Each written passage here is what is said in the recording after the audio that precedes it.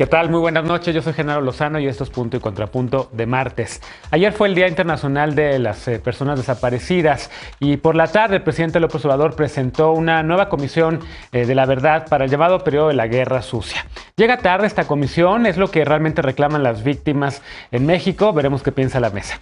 Además, como hemos platicado a lo largo de la semana, desde la semana pasada, Olga Sánchez Cordero dejó la Secretaría de Gobernación y se reincorporó al Senado de la República, donde presidirá la mesa directiva.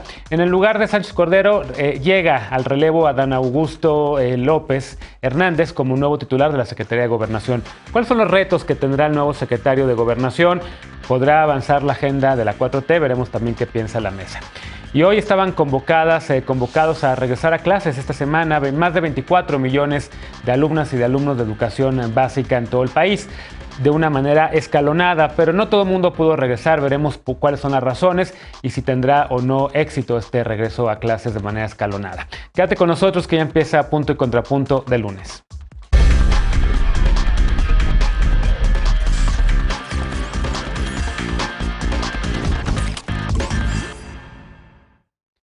Empezamos con los temas de esta noche. Ayer fue el Día Internacional de las Víctimas de Desapariciones Forzadas. Desde muy temprano, familiares y sobrevivientes estuvieron frente a Palacio Nacional en demanda de justicia, verdad, reparación del daño y no repetición.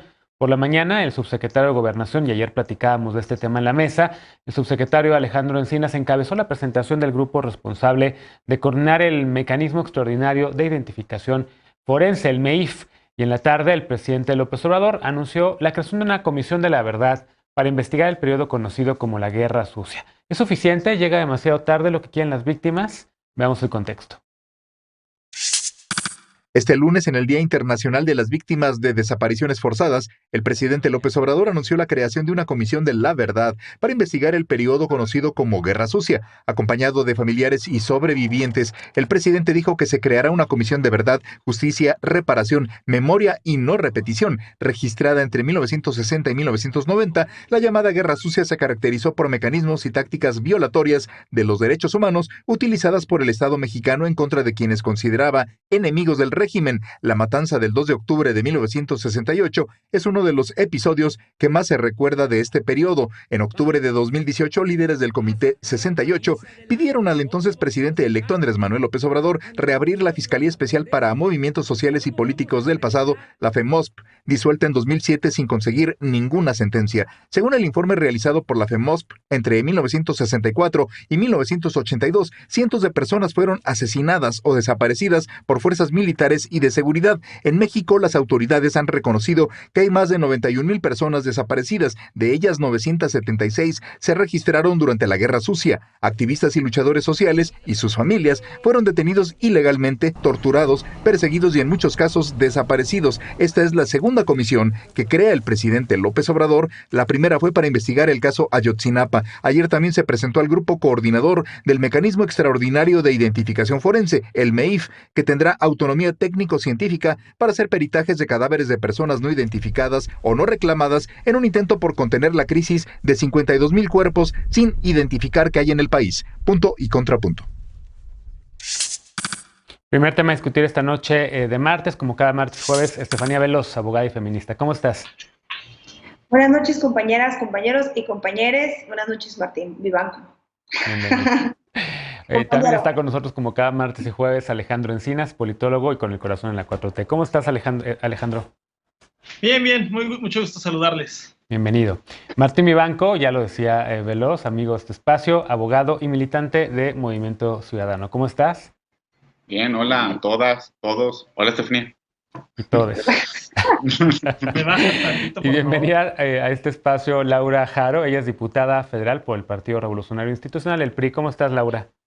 Hola, Genaro. Con mucho gusto de saludarlos y aquí pendiente. Lista. Gracias. Bienvenida. Hola, a Laura. ver, empiezo contigo. Gracias. ¿Cómo ves esta presentación de la Comisión de la Verdad que anuncia el presidente López Obrador para investigar precisamente un periodo de la historia en el cual pues el partido dominante tanto en la presidencia como en el Congreso pues era el PRI? ¿Cómo ves esto? Era una demanda de los colectivos también de víctimas. ¿Llega tarde? ¿No llega tarde? ¿Te parece que es politización de la justicia? ¿Cómo lo ves? Mira, Genaro, indiscutiblemente el guardar la memoria de las víctimas, el hacer justicia, nunca es tarde, nunca llega tarde. Aquí lo que tendríamos que reflexionar y que analizar y discutir, sin duda, primero es una facultad que tiene el presidente de la República. Eso como primer punto. Y segundo, pues lo que nosotros creemos que también sería muy pertinente es entonces si la creación de comisiones es selectiva, tiene algún fin político partidista, y entonces también por qué no comenzamos y por qué el presidente no propone la creación de una comisión, por ejemplo, para las víctimas de la línea 12 del metro, o por qué no también hacemos una comisión, y que estamos a favor además, sobre estos casos complejos de nuestros connacionales en su intento de llegar a Estados Unidos y todas las vejaciones que sufren nuestros connacionales. Entonces yo creo que sin duda lo que intenta una y otra vez hacer el presidente de la República es traer al pasado al presente con fines 100% políticos, donde lo que nosotros creemos que la justicia no debe de ser politizada, ni la política debe de ser judicializada. Entonces creo que partiríamos de este punto, que buscaríamos que hubiera transparencia y que lo más importante hubiera resultados. Hoy vemos, por ejemplo, cómo en la comisión del caso de Ayotzinapa hay un portal de internet que ni siquiera ha sido actualizado. Entonces ojalá no sea un intento más de caer en este juego que además no lo merecen los familiares de las víctimas, en un juego perverso, porque eso no es justicia, al contrario, es un acto perverso. Bien, ¿cómo lo ves, Alejandro? Dice Laura que pues, habría que crear una comisión para investigar a las víctimas de la línea 12 del metro. ¿Cómo ves esta presentación también tú ayer? Y si es o no, digamos, lo que estaban reclamando las víctimas de la Guerra Sucia. Pues es respuesta a ello, pero primero le contestaría a Laura, ya hay una comisión para atender, encontrar la verdad de lo que pasó en torno a la línea 12 del metro, y estoy totalmente de acuerdo en no politizar la justicia, pero también hay que ser consecuentes con eso. Me parece que las comisiones de la verdad tienen propósitos en particular en un país que pues ha sufrido mucho el tema de desaparecidos por motivos políticos. Y la verdad es que el tamaño de la tragedia de este país acumulado desde la Guerra Sucia de los 70s, cuando te desaparecían por tener ideas, por profesar alguna posición política, pues el tamaño pues realmente hace un enorme desafío, un reto colosal en lo que tienes que apostar en fortalecer las capacidades institucionales. Estamos hablando de alrededor de 90,000 desaparecidos, de los cuales posiblemente en los 50,000 cuerpos aún no identificados que se encuentran en alguna organización pública, podríamos llegar a esta verdad, a esta identificación, pero para eso se requiere invertir, apostar realmente a que se generen estas capacidades. Por otra parte, el caso de la Guerra Sucia, fíjense, empezó ya en los 70 y todavía no se ha llegado a la justicia.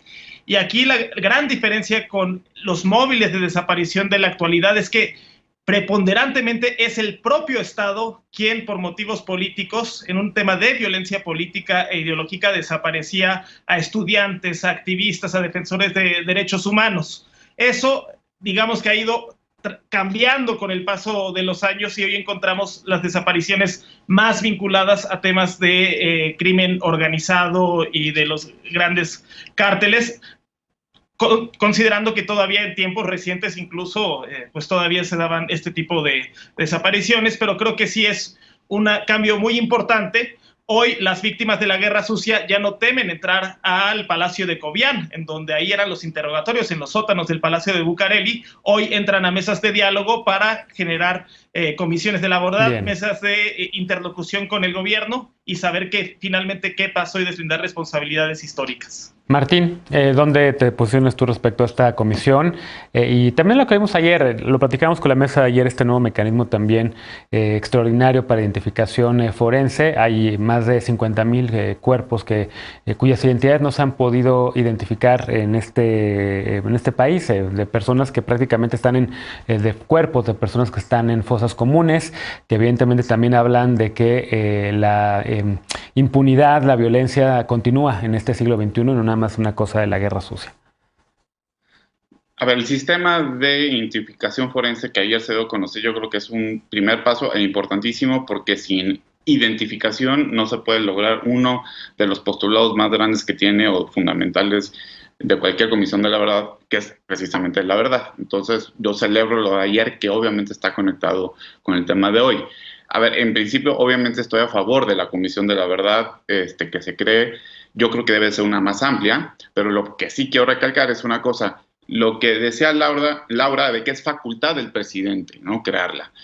Entonces, ya yo sé que tú estás a favor, Genaro, también Lecón escribió mucho de que la consulta de hace unas semanas era para la creación de una comisión de la verdad. No se necesita ninguna consulta. Si el presidente quiere, crea una comisión en cualquier momento. Y la prueba es lo que se hizo ayer. Eso es lo primero. Dos, yo no menosprecio lo que pasó durante la Guerra Sucia. Ahora, nos faltan 90,000 otros desaparecidos que pues no sabemos dónde están desde la guerra de Calderón.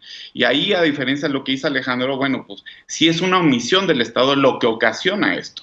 Yo creo que también necesitamos una comisión de la verdad para este periodo, ¿no?, que incluye obviamente también los primeros años del presidente López Obrador. Estamos viviendo una verdadera guerra. Y ahí sí, yo no estoy de acuerdo con lo que dice Laura, porque esto no es una facultad jurisdiccional, o sea, esto no es politizar la justicia. Lo que se pide es simplemente esclarecer hechos del pasado para saber qué pasó, y luego de ahí, si se puede tener algún efecto jurídico y puedes deslindar responsabilidades, y que ojalá salga, pues qué bueno, pero lo que se necesita ahorita es verdad, justicia, reparación, garantías de no repetición, sobre todo para los familiares de muchas de las víctimas que lamentablemente pues no van a aparecer, pero necesitamos ir reconciliando, ¿no?, a este país y sobre todo a los deudos. Bien, Veloz, a ver, ahí está la prueba de que no se necesitaba una consulta para el juicio de expresidentes, dice Martín lo que ocurrió ayer, por decreto presidencial, una comisión de la verdad para investigar estos crímenes de la guerra sucia. Desde luego son dos temas distintos. Colombia es el ejemplo perfecto. Pasaron de una comisión de la verdad a enjuiciar a uno de sus expresidentes y ninguno eximió del otro. Y a mí me parece que estamos retomando temas distintos, como si no investigar la guerra sucia implicara no investigar la guerra contra el narco, cuando para mí es al revés, y creo que en los temas de justicia y de reparación del daño siempre empieza desde atrás, y veamos estos referentes que tenemos históricos que han logrado desbloquear otras investigaciones y conseguir justicia para otros casos. El caso Rosendo Radilla Pacheco, histórico en México, que abrió la puerta a la reparación del daño por parte del Estado y a decir, existieron agentes del Estado que se dedicaban a la persecución, a la desaparición, al acoso y al espionaje de personajes o de personas que estaban o que comulgaban con otra ideología o que simplemente se les ocurría. Y eso derivó en desapariciones que no fueron resueltas evidentemente, pero que marcaron un antes y un después.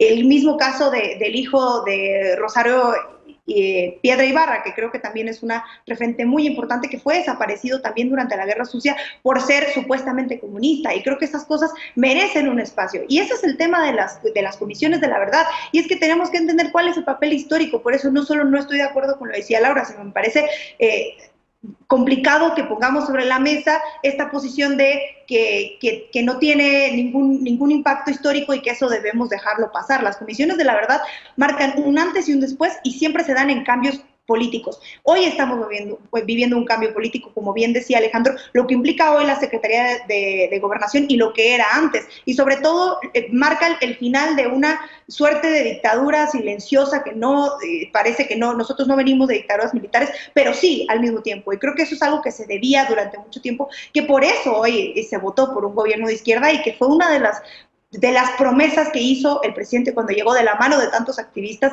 que tienen buscando a sus hijos perdidos durante la Guerra Sucia, y de estos grandes líderes que se salvaron durante estar en Lecumberri y en otros espacios. Ahora, creo que eso tiene que ir de la mano de procesos judiciales y que al final también tenga estas conclusiones que implican reformas institucionales para que esto no se repita, porque el fin es la no repetición y que creo que al final también nos puede servir para avanzar en otras comisiones de la verdad que tiene que ver con la guerra contra el narco efectivamente. Para mí esto no exime uno del otro, sino es el principio de lo que viene y de todo lo que tenemos que seguir rasgando en la tierra de todos nuestros desaparecidos y desaparecidas, pero creo que esto significa mucho. Creo que no solamente es simbólico, que implica una voluntad política real y que ideológicamente, por lo menos, creo que para el país y para las personas de izquierda era una deuda histórica que se tenía y que se abra esto y se abran los expedientes de espionaje y de cuántas personas fueron espiadas durante tanto tiempo y que creo que dentro de eso están periodistas y líderes importantes. Esta es una deuda que tenía incluso para la juventud que fue desaparecida y de tantos jóvenes que no sabemos dónde están y que pudieron haber sido grandes líderes, ¿no? Me queda un minuto. Laura, ¿quieres contestarle a Alejandro que te decía que ya existe una comisión en la Ciudad de México sobre el tema de la línea 12? Es como lo decían, es bien diferente, ¿no? De entrada parece una ficción donde se decía que iban a traer un grupo de expertos internacionales, etc., y hoy no sabemos qué está pasando. Yo decirlo con mucha claridad, porque creo que Estefanía no escuchó bien lo que yo compartí. Sin duda no podemos estar en contra en ningún momento de que se haga justicia por las víctimas. Ojalá sucediera en todos los casos. Pero lo más importante y lo que no puede caerse, yo creo que aquí vamos a coincidir todos, Alejandro, Estefanía, Martín, todos, es que no es un espectáculo más y que no se juegue bajo ninguna circunstancia con la memoria de ninguna de las víctimas en ninguna de las etapas históricas de nuestro país, sí a cualquier comisión donde el fin llegue mucho más allá a ser un espectáculo político. Bien, bueno, déjame hacer una pausa. Regresamos justo a hablar del tema que ya mencionaba Estefanía. La semana pasada, Olga Sánchez Cordero dejó la Secretaría de Gobernación. Ella fue la primera mujer en ocupar este cargo en la historia del país y volvió al Senado de la República. Ahora, Adán Augusto López es el nuevo secretario de Gobernación y es una persona muy cercana al presidente López Obrador. ¿Cuáles cambios podemos esperar? ¿Cuál va a ser su agenda? Veremos qué piensa la mesa cuando regresemos a Punto y Contrapunto. No te vayas.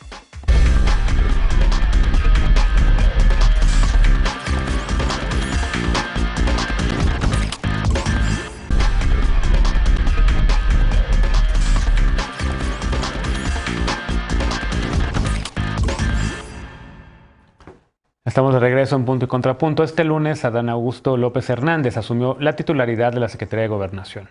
Dijo que la transformación del país está en marcha y que buscará fortalecer el trabajo de su predecesora, Olga Sánchez Cordero. La semana pasada, el presidente López Obrador anunció que Sánchez Cordero, quien ocupó el cargo desde el inicio de su mandato, regresaba al Senado y en su lugar nombró a López Hernández, quien presentó su solicitud de licencia al gobierno de Tabasco el mismo día. Él era el gobernador de ese estado. El mandatario federal agradeció a Sánchez Cordero su ayuda y lealtad y se refirió al nuevo titular de Gobernación como paisano, amigo y compañero entrañable, así lo dijo. A las 11:54 de la noche del mismo jueves, el delegado estatal de Programas para el Desarrollo, Carlos Manuel Merino, fue nombrado el gobernador provisional de Tabasco. Y el abogado y notario Adán Augusto López se vino a despachar desde Bucareli. Adán Augusto López fue militante del PRI durante 25 años y en 2001 se incorporó al PRD, partido al que perteneció hasta el año 2014. En 2006 fue coordinador de la campaña presidencial de Andrés Manuel López Obrador, la primera de ellas, y después fue diputado local y diputado federal. Tras su salida del PRD, el Movimiento de Regeneración Nacional Morena lo postuló a la gubernatura de Tabasco y ganó. Sánchez Cordero, por su parte, fue propuesta y avalada por la bancada de Morena como presidenta de la mesa directiva del Senado. La bancada panista dijo que el nombramiento fue operado por el presidente López Obrador y votó en contra. La ministra en retiro de la Suprema Corte de Justicia fue electa con 79 votos a favor, 17 en contra, 29 ausencias y una abstención. Seguimos discutiendo este tema. Empiezo contigo, Estefanía, los retos para el nuevo secretario de Gobernación. Ya hablábamos la semana pasada, me parece que tú lo mencionabas también, lo que deja Sánchez Cordero, los pendientes que también deja y también, por supuesto, pues la salida de Jesús Ramírez del Senado de la República, que era la suplente Olga Sánchez Cordero. El nuevo secretario, ¿cuáles son sus temas? ¿Qué agenda ves que va a impulsar? A ver, para mí es clave que lo que se tiene que hacer ahora desde Gobernación es política. y mucho diálogo y sobre todo sacar las reformas necesarias para consolidar la cuarta transformación. Ya decíamos que el papel que había jugado Olga Sánchez Cordero era clave y que ahora viene una segunda etapa que será la del Congreso, que implique también otro tipo de diálogo. Pero de entrada creo que Adán Augusto sabrá muy bien saber las formas del presidente, entiende muy bien la cuarta transformación porque ha estado ahí durante mucho tiempo, sabe muy bien qué es lo que viene y qué es lo que se espera de su lugar ahí. Creo que no fue una decisión tomada de bote pronto y además el presidente ya había dicho en algún momento que se le preguntó que quizá él podía integrar algún espacio dentro de su gabinete y creo que lo tenía muy bien pensado. Ahora, dicho sea de paso, los grupos políticos en México han existido desde siempre y esos grupos políticos se han traducido en personajes que han estado en el poder o que han estado cerca del poder y no es ningún secreto que el grupo político de Tabasco, que ha sido siempre muy cercano al presidente y sobre todo pues un grupo de Estado, de izquierda y que ha hecho muy buena política y que sabe dialogar además, no se ha mantenido siempre en una suerte de, pues no escondido, pero tampoco le podemos adjudicar muchos escándalos o llamar la atención o estar en estos espacios clave donde parece que todo sale mal. A mí me parece que ha sido un grupo que se ha dedicado a hacer política y a gobernar y por eso creo que el presidente eligió a Adán Augusto para estar en este espacio y que se ha portado siempre como una persona de Estado que ha sabido mover, por lo menos en Tabasco, los hilos del poder, que sin duda debe ser muy importante para este puesto que está tomando, y que creo que también nos dice qué es lo que viene después del 2024. Creo que una figura como él en un espacio tan clave, como muchas otras personas que también pertenecen a su grupo político, podrían darle continuidad a la cuarta transformación, sin duda, después de la salida del presidente. Y no me refiero a lo que hablamos de la presidencia ni nada, sino una consolidación fuerte de continuidad dentro de muchas otras aristas que no solo son la presidencia. Y creo que hemos hablado mucho a partir de su nombramiento de lo que implica y de la cercanía que tiene con el presidente, pero a mí no es eso lo que me llama la atención, sino su línea tan clara, estar siempre dentro de la cuarta transformación, sin ser dubitativo, sin haberse movido de algún lado para otro, sin ser tibio dentro de su toma de decisiones, y por eso creo que es hoy, por lo menos para la otra mitad del sexenio del presidente, una figura clave que sin duda le va a ayudar mucho, porque el presidente a veces termina haciéndolo todo solo, y pues figuras como estas las necesita. Martín, ¿cómo ves la llegada de Augusto López Hernández a la Secretaría de Gobernación? Hay quien, escuchaba yo en la mañana, pues a quienes decían, es un personaje que del cual no se conoce mucho, o sea, tiene una amplia trayectoria política, pero no realmente sabemos cuál es su estilo de negociación, cuál es su estilo de liderazgo. Digamos que es un cuadro, un viejo cuadro conocido del presidente López Obrador, pero un cuadro por conocer a nivel nacional. Exacto, y eso no es necesariamente malo ni implica que necesariamente vaya a hacer mal su trabajo. Que sí sabemos que es muy amigo del presidente, que por eso llega, que su relación data de los 80s con el padre del nuevo secretario. Como decía Estefanía, es un grupo político. Hoy Héctor Aguilar Camín decía en su columna que él leía en esta nominación, en esta designación, perdón, que va a ser una especie de mensajero, ¿no? El portavoz del presidente, que si te habla él, va a ser como si estuviera hablando el presidente por la confianza, por el tono, etcétera. Puede ser. Pero pues, lo de fondo, hay yo creo que dos cosas. Uno, llega una Secretaría de Gobernación que está totalmente pues, a punto de quedarse sin facultades. Antes tenía el CISEN, la Policía Federal, se encargaba también de seguridad pública. Eso fue una reforma del sexenio anterior. Y ahorita no tiene nada de eso. Y tampoco tiene las herramientas para la operación política. Ojalá que pueda hacer lo que dice Estefanía, pero se ve complicado porque ahorita no tiene muchas facultades. La otra es, en 32 meses de gobierno, ha habido 30 cambios en el gabinete. Eso dice muchísimo sobre la forma de gobernar del presidente López Obrador, que es concentrar y concentrar poder y más poder en su persona y nadie más. Entonces, ojalá que le dé juego a alguien más, pero no creo que cambie mucho. Y luego la otra, hay que hablar también de la salida de Olga Sánchez Cordero, que llega también a la presidencia del Senado. Yo creo que todos, y me incluyo, todas y todos, esperamos muchísimo más de Olga Sánchez Cordero frente a la Secretaría de Gobernación, ¿no? Si alguien sabía lo que implica el respeto a la ley, la división de poderes, abogada, con una trayectoria propia, era ella. Y lamentablemente dejó muchísimo que desear. No voy a decir más. Lean el artículo de ayer de Jesús Silva Herzog en Reforma. Creo que ahí dice absolutamente todo. No quiero adjetivar lo que... o a alguien a quien yo considero una mujer, pero en serio capaz, pero creo que su paso por la Secretaría de Gobernación no hizo mucho de fondo, cuando podía haberse posicionado en temas de mucha trascendencia. ¿Cómo lo ves, Alejandro, este relevo, los retos para el nuevo secretario, también la salida de la secretaria Sánchez Cordero? Bueno, ya platicamos de la salida, ahora el relevo, ¿no?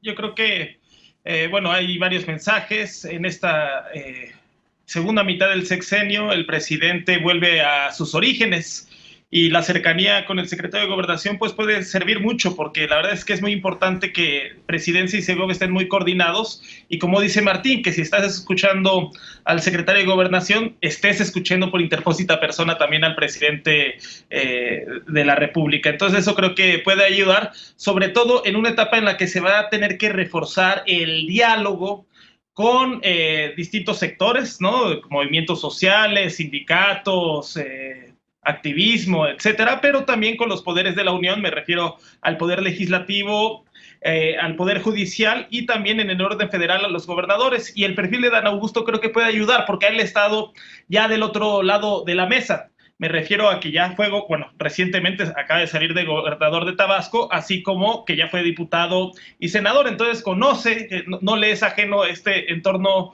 político, y hoy mismo en la conferencia mañanera el presidente precisamente dice que la función del nuevo secretario, porque él siempre dice no son cargos, son encargos, que este nuevo secretario tiene que abocarse a fortalecer este tipo de diálogos. Entonces, pues me parece que esas son las perspectivas. Bien, y finalmente, Laura, ¿cómo ves estos movimientos a mitad del sexenio, por cierto, también, y en la semana en la que el presidente, ya estaremos hablando mañana de ese tema, presenta su tercer informe de gobierno, digamos, de manera oficial, aunque ha presentado toda una serie de informes a lo largo de todo el sexenio? Y mañana lo recibiremos seguramente en la Cámara de Diputados. Mira, primero decir que el presidente toma decisiones con base en las lealtades personales que le tengan sus servidores, los servidores públicos, que son servidores públicos, son servidores de la gente. Y parece que lo que prioriza el presidente López Obrador es la lealtad hacia su persona, no hacia la nación. Hoy lo dijo muy claro a Dan Augusto. Dice que agradece y que le reitera toda su lealtad al presidente López Obrador, cuando la lealtad, cuando el compromiso debe ser con los más de 120 millones de mexicanas y mexicanos. Pero bueno, así es como toma las decisiones el presidente de la República. Y Dan Augusto, pues hay que decirlo, es sabido por todos su cercanía con el presidente de la República. Es bien sabido que es su operador político, y que nos dice que pues el presidente López Obrador está preparando el terreno para las elecciones del próximo año, del 2023 y del 2024. Es un operador político. Y también decirlo, sin duda, yo creo que lo que deberíamos también de evaluar es el desempeño que tuvo doña Olga al frente de la Secretaría, donde sin duda para todos, y principalmente creo yo para las mujeres, nos llenó de muchísimo gusto que una mujer asumiera el cargo en la Secretaría de Gobernación. Y también hay que decirlo, no solamente como priista, sino como mexicana, pues ha sido bien indignante los calificativos que se le han dado a la secretaria, hoy senadora, y eso hay que reprobarlo, eso hay que decirlo con mucha contundencia, y no hay que permitirlo, porque creo yo que llamar florero a una mujer con una trayectoria que lo ha demostrado una jurista importante, y creo que más de esto tenemos que concentrarnos en los resultados que han dado los servidores públicos. Pues es difícil, sin duda, ser secretario en este gobierno de Morena, en este régimen autoritario y destructor, donde lo que hace el presidente todos los días pues es ejercer las funciones de todos los secretarios, el secretario de Gobernación, de Educación, de Salud. Y pues sin duda también hay que mencionar y hay que resaltar que estos calificativos no pueden ser para nada permitidos. Conclusión, la llegada de Dan Augusto no es más que otra señal de que el presidente está preparando el terreno electoral para las próximas contiendas políticas, electorales que tengamos en México. Bien. Y pues Adán Augusto dejó cada año 200,000 nuevos pobres en Tabasco. Entonces, no se evalúa el desempeño de los servidores, sino la lealtad que tengan hacia una sola persona, y en este caso el presidente López Obrador. Bien, a ver, dice Laura que nombra a una persona muy leal, pero yo les preguntaría, pues no se trata de eso el Poder Ejecutivo, los secretarios que integran el gabinete de un presidente, pues le deben lealtad al presidente que los invita a su gobierno, son o no parte, digamos, también de ese gobierno como tal. Yo veo también a los secretarios en Estados Unidos que pues le agradecen al presidente Biden la invitación, pues eso es en esencia, creo, el Poder Ejecutivo. No sé cómo lo vean, Martí levantó la mano. Totalmente, y también preguntarte si es bueno o no que tenga tanta cercanía con el presidente para un secretario. Es que depende qué papel vaya a jugar con el presidente. Y eso, pues solamente el poder, ahora el originario lo tiene el presidente, el secretario tiene un poder derivado, delegado, ¿no? ¿Qué tanto le van a dar de poder? Pues depende de la persona, pero insisto, como tampoco tiene facultades legales, pues todo va a depender de lo que diga el señor presidente.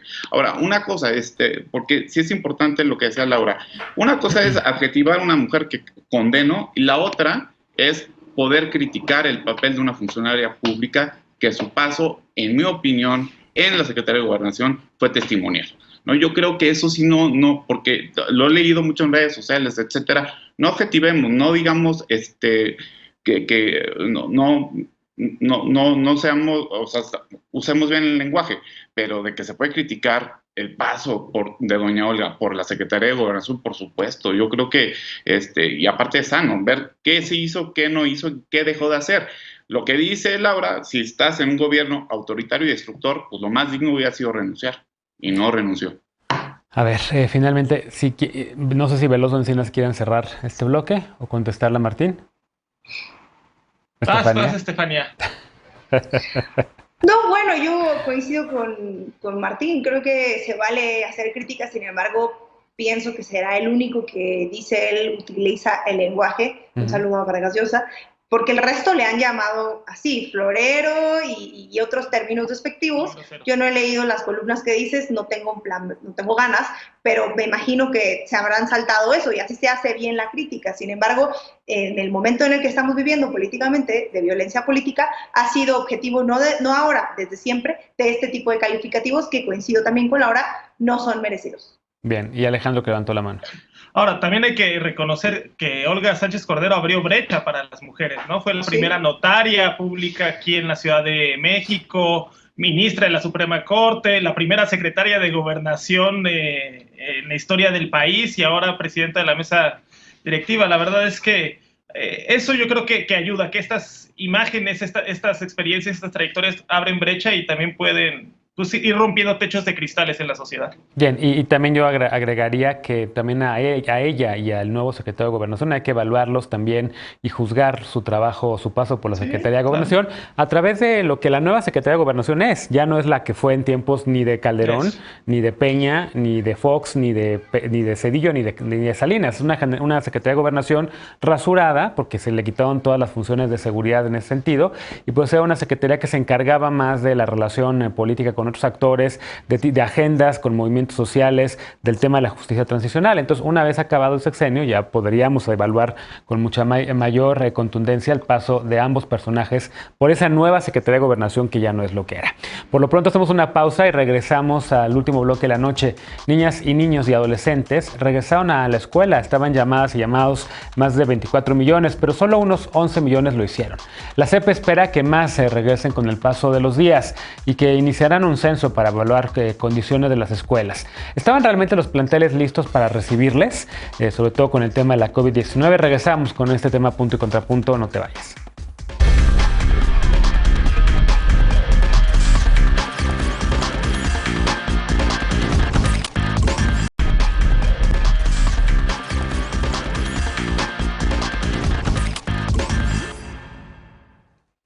Ya volvimos para el último bloque de la noche. Ayer finalmente reabrieron las escuelas del país. De los 24 millones de alumnas y alumnos de educación básica convocados a regresar a las aulas, regresaron 11, según cifras preliminares. La Secretaría de Educación Pública, 11 millones. La Secretaría de Educación Pública, Delfina Gómez, dijo que harán un censo para ver las condiciones de las escuelas y los casos de deserción escolar. Veamos el contexto.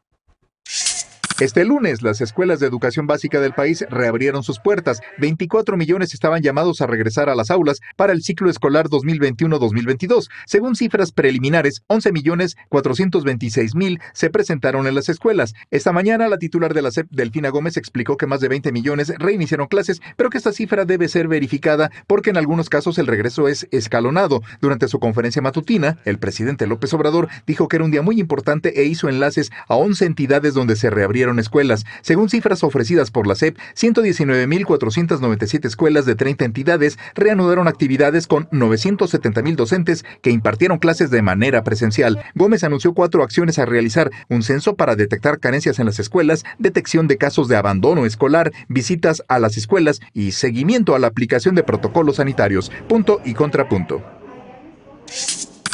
Tercer tema para discutir esta noche, el regreso a clases. Lo hemos ido preparando a lo largo de las semanas, discutiendo sobre él con este manual o esta guía que se había presentado por parte de la Secretaría de Educación, con esta carta que después se negaron, que había sido una carta dada a conocer por la Secretaría de Educación Pública, pero que allí estaba el documento con las medidas de precaución para padres y madres de familia.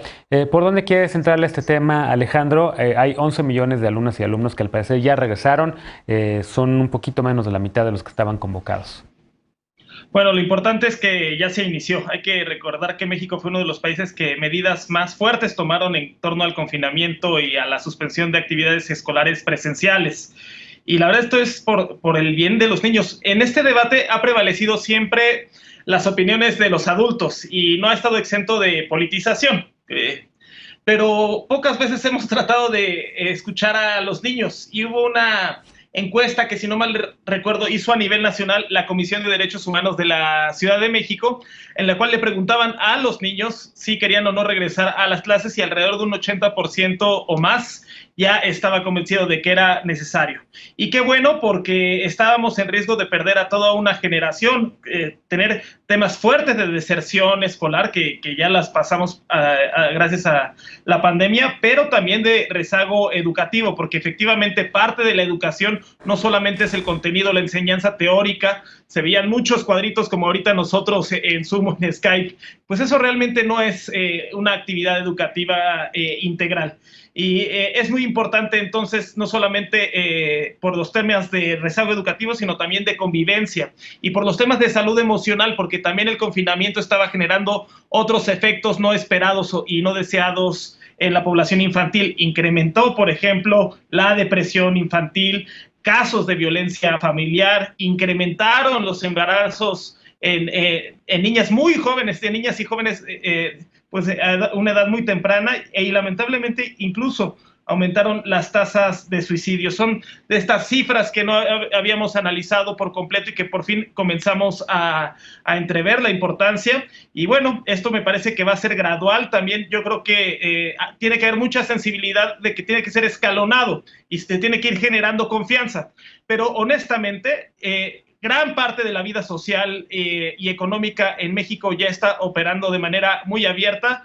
Los niños socializan en otros espacios educativos, y sí es el colmo, la verdad, que los bares o los restaurantes, los centros de esparcimiento estén abiertos y las escuelas y las universidades permanecieran cerradas. Entonces me parece que este equilibrio delicado entre lo sanitario y el retorno a la vida social, pues sí, será siempre contingente. Hay que establecer medidas para disminuir los riesgos, pero por lo pronto ya era inaplazable, como lo reconoce también la UNESCO, la reapertura de las escuelas. Si era inaplazable, pueden haberse esperado un poquito más. Laura, ¿cómo lo ves? Hay quien dice, y he escuchado los testimonios de algunos padres y madres de familia, que incluso hasta están molestas y molestos con las escuelas porque tomaron decisiones entre la comunidad, decidieron mediante una encuesta o sondeo si querían que sus hijas e hijos regresaran, y algunas escuelas privadas, en donde tomaron la mayoría de padres y madres de familia que regresaran, pues prácticamente les están negando la oportunidad de continuar bajo la modalidad híbrida a sus hijas y a sus hijos cuyos padres no quieren que regresen a las escuelas. ¿Cómo lo ves? Mira, se presentó justo hace 3 semanas, si no me equivoco, el Gran Plan Nacional de Regreso a Clases, en medio de una serie de contradicciones por la propia secretaria de Educación Pública, donde luego el presidente sale a corregirle. Primero se quería trasladar toda la responsabilidad a los padres de familia a través de una carta responsiva y posteriormente el presidente dice que no. Entonces, la verdad es que ha sido una comunicación no solamente no efectiva, sino totalmente contradictoria entre el gobierno y que ha causado una profunda confusión. Coincido en gran parte con lo que dice Alejandro. ¿En qué sentido? En que sin duda lo que se debe de ponderar es el bien superior de la niñez y que efectivamente este regreso a clases nos debe de arrojar pues una serie de situaciones, un diagnóstico muy claro sobre cuál es la situación de las niñas y de los niños y de los jóvenes de este país y que efectivamente este escalonamiento al regreso a clases con menos niños en las aulas, pues también servirá para que los propios profesores, las profesoras puedan hacer una detección más clara de temas que están en alerta. Un tema bien importante también, yo leí este plan, son 60 hojas aproximadamente, donde 40 de estas, es decir, el 80% del documento, pues habla de lo bueno del gobierno y nos deja muchas dudas. Primero, si existirá una dosis extra al personal docente.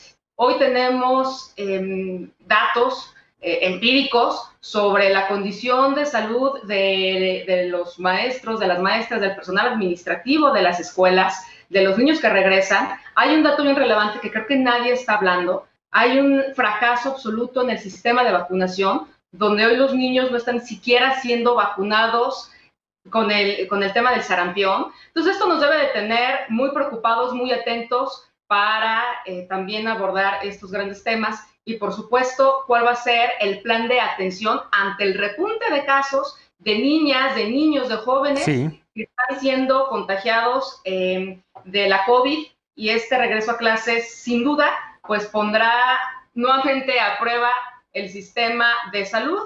Y pues ya hemos visto que ojalá este tiempo, este pésimo manejo que se tuvo de la pandemia, pues no se repita ahora en este regreso a clases, que si bien regresó una cantidad minoritaria de niñas y de niños, pues nos deja ver que esta ha sido pues realmente ha habido una ausencia absoluta de una estrategia real y de un plan efectivo y eficiente para que nuestras niñas y nuestros niños regresen a clases de manera segura. Estefanía, ¿ha habido una deficiente planeación del regreso a clases, ausencia de plan o no?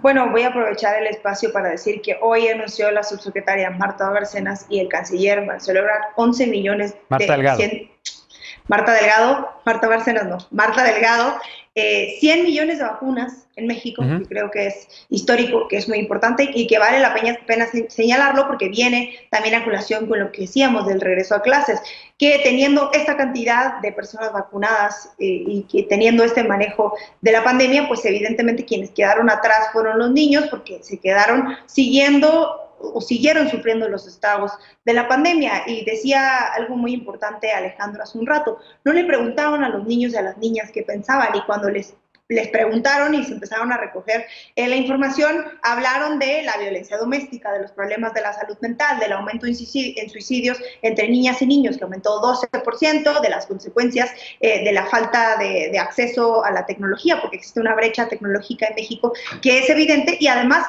de la deserción escolar, que es de casi 3 millones de niños desde que empezó la pandemia, y que la escuela es, y para muchos niños lo sigue siendo, un espacio seguro, un espacio de convivencia, un espacio en donde pueden por lo menos convivir, y que creo que el maltrato infantil en México es tan grande que lo mínimo que podemos hacer es por lo menos empezar este regreso a las escuelas donde se identifican muchos de los casos de violencia y que los niños y las niñas cuando no se ven en este entorno pues quedan en las manos de sus depredadores y depredadoras, y creo que eso es la parte que hay que tomar en cuenta. Ahora, depende el regreso a clases de los estados, del semáforo en el que se encuentra en varios estados, y siempre con el diálogo con los padres y madres. Desde que se puso sobre la mesa la oportunidad de que regresaran los niños y las niñas a la escuela, también venía con lo que decía el presidente, lo que decía la Secretaría de Educación, el diálogo con los papás y las mamás, el regreso paulatino, el diálogo de las maestras con los padres o de los maestros con las madres y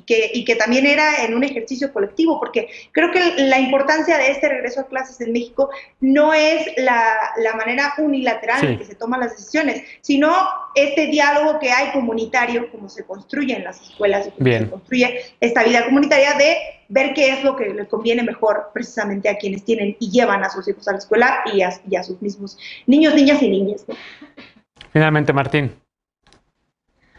A ver, estoy de acuerdo que, o sea, la comunidad escolar debe tener muchísima voz, ¿no? Pero creo que hay cosas que deberían de ser innegociables y que no deberían de ser susceptibles de cualquier prebenda, lo que sea. A ver, por ejemplo, o sea, se dijo, va a ser un regreso a clases híbrido.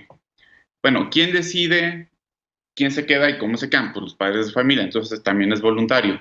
¿Cuántos se quedaron ayer y cuántos regresaron a la escuela? Todavía no tenemos el dato porque, como ya se dijo, también es una facultad concurrente, o sea, es decir, intervienen los 3 niveles de gobierno, el federal, el estatal y en algunos casos el municipal. Lo segundo, dijeron, va a ser escalonado. ¿Qué significa escalonado? 2, 3, 4 días. Todo esto se va a dejar a los estados o la federación puede emitir algunos lineamientos, porque si no vamos a tener una heterogeneidad enorme, no solamente 32 entidades de la federación, sino puede ser que hasta en demarcaciones territoriales dentro de los estados. Y luego la otra es, siempre se dijo, tienen que regresar en condiciones sanitarias apropiadas. Ya se destinó presupuesto, ya sabemos cómo se van a rehabilitar las escuelas que fueron vandalizadas, ya sabemos si se van a instalar ventiladores, todo lo que se necesita para que estén en condiciones de regresar. Pues hasta donde yo sé, no. Entonces hay muchísimas dudas. Otra recomendación que se hizo fue que no se regresara a clases en una ola pandémica. Estamos viviendo una ola. Entonces, sí creo que hay muchísimos riesgos, hay muchísimas preguntas sin respuesta y que debemos de tener muchísimo cuidado. O sea, y aquí sí, pues va a recaer muchísimo en los padres de familia. Creo que no debería porque hasta donde yo recuerdo, la obligación de impartir educación es del Estado y no de los padres. Entonces, ahí hay que tener muchísimo cuidado. Insisto, esto es una cuestión de vida o muerte. Porque aparte no están vacunados ni los maestros completos. No solamente la tercera dosis, hay unos que no tienen la segunda. Así es. Bueno, en efecto, también está la discusión de cuándo van a empezar a vacunar a personas adolescentes de 12 años a 18, ¿no? Que también es el otro tema que también queda pendiente, digamos, en la vacunación en México. Un comentario final, tengo un minutito, ¿alguien que quiera tomar el micrófono? Adelante, Laura. Pues simplemente desear que este regreso a clases y que estas nuevas noticias pues sean para bien y que lo que se privilegie indiscutiblemente sea la salud de las familias mexicanas y por supuesto también un tema bien importante, la reactivación económica y que sea por bien de México. Bien, pues con esa nota cerramos este bloque, hacemos una pausa y regresamos para irnos con la paparrucha esta noche, no te vayas.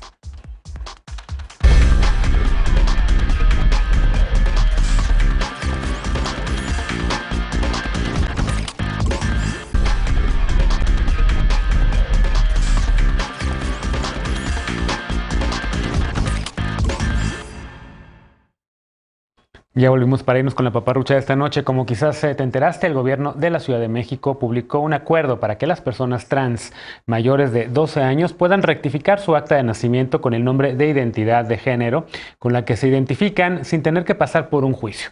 Pero ¿cómo va a funcionar? Las y los menores trans que quieran cambiar su acta de nacimiento simplemente deben presentar una solicitud ante la Dirección General del Registro Civil de la Ciudad de México. Además, hay que llevar una identificación original, oficial en original y copia certificada del acta de nacimiento y la autorización escrita de la madre o padre o tutor que les acompañará durante el proceso. Dentro de los 10 días hábiles posteriores, la solicitud será revisada por un órgano denominado Consejo para garantizar los derechos humanos en el procedimiento administrativo de reconocimiento de identidad de género, que emitirá una opinión y en un plazo de 5 días deberá asignar una cita para que la persona interesada comparezca y el acta con la rectificación de su nombre y su género sea expedida. Este trámite es válido solamente para quienes nacieron aquí en la Ciudad de México. Celebramos, y yo a título personal celebro este paso en el reconocimiento de los derechos de las infancias y adolescencias trans. Por cierto, aunque fue aprobada en comisiones desde noviembre de 2019, la iniciativa de ley sobre infancias trans sigue congelada en el Congreso capitalino. Es decir, lo que se aprobó fue un decreto por la jefa de gobierno de la Ciudad de México, pero en el Congreso todavía falta la armonización legislativa. Así que esperamos que la nueva legislatura finalmente la apruebe para que este derecho sea reconocido finalmente. Mientras tanto, también te recordamos que seguimos en pandemia, que no bajes la guardia. Lávate las manos bien y con frecuencia, mantén siempre la sana distancia, ventila espacios cerrados y si sales utiliza un cubrebocas en lo que te toca la vacuna o ya la segunda dosis o la primera. Gracias por habernos acompañado esta noche, soy Genaro Lozano, mañana se quedan con Mariana Hernández Carrillo, aquí en Punto y Contrapunto, yo los espero en la mesa de tercer grado. Gracias Estefanía, gracias Laura, gracias Martín y gracias Alejandro. Cuídense mucho, nos vemos por acá el jueves y mañana con Mariana aquí en Punto y Contrapunto. Buenas noches.